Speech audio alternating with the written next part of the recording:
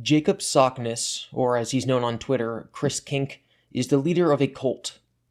Much like Chris-Chan, it is a cult with no followers. I have covered him before on my channel, as he is the person who bought Chris's old Sockness shoes, and I plan to do an entire episode of the absurds about him. Here is a series of tweets wherein Jacob explains to MKR about Jacoba, the deity of his cult. MKR is another Chris-Chan white knight who has actually harassed me in the past for, quote-unquote, hurting Chris with my videos. Jacob says, I should tell you my history with Jacoba. He was my first ever encounter with aliens.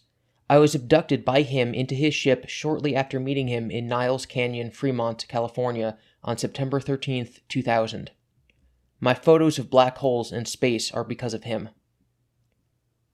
Through all my channeling sessions through the years, there were many genocides, and one I'm planning on California, where he invades the state and starts a nation. I've helped him, and he's helped me. We've destroyed all of our physical enemies through magic and the occult. He's eaten his enemies alive. He tortures, kills, and goes beyond the missions to cause further damage to his enemies' nation-states. He wants blood and collateral damage like men want sex. There is no soul in Jacoba, just darkness. He has murdered humans on Earth and on his own world where he buys slaves for sacrifices to his war deities. There's times when children faces his claws. He was originally a general tasked with protecting the Rokat Supreme Emperor. Now he is one. His plans for Earth are as bad as this thing sounds. He killed my girlfriend Alicia for teasing him to prove his existence, and he did it by killing her. The guy loves using the road as a means to erase threats to his power. It is obviously quite disturbing that Jacob has named this evil deity after himself by calling it Jacoba.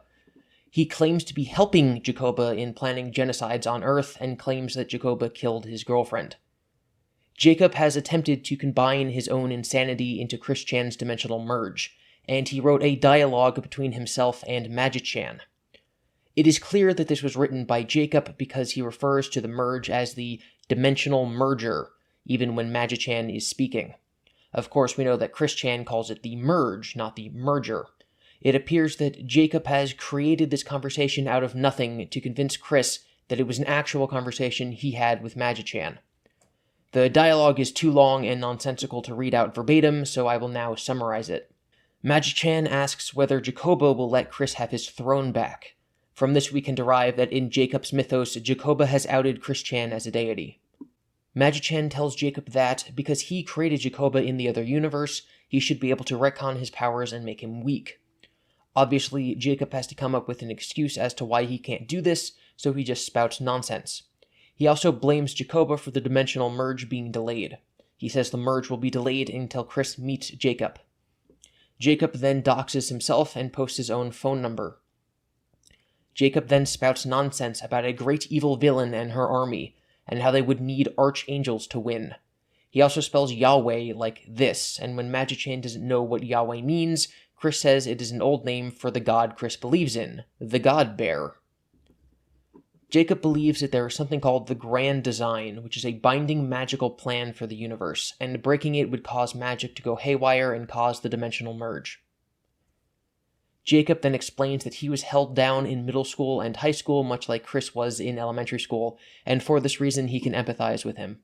Magi-Chan exclaims, "Wow, you have the missing piece? You know how to merge dimensions?" Jacob is once again claiming that for the merge to happen, he must meet Chris. Then Jacob says this: I have suggested using sex magic to open the portal, but Christine cannot finish in me.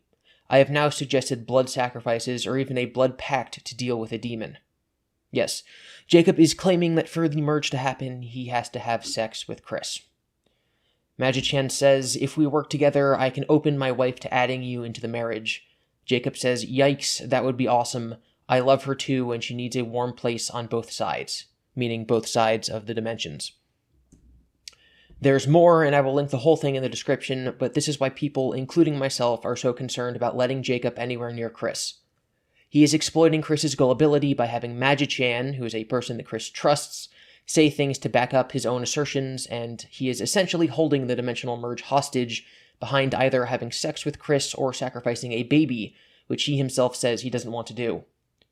I doubt it would take much convincing for Chris to agree to what Jacob is saying in order to make the merge happen. Chris has already accepted Jacoba as part of his Sonichu canon, and he is advocating for people to donate to Jacob so that they can meet.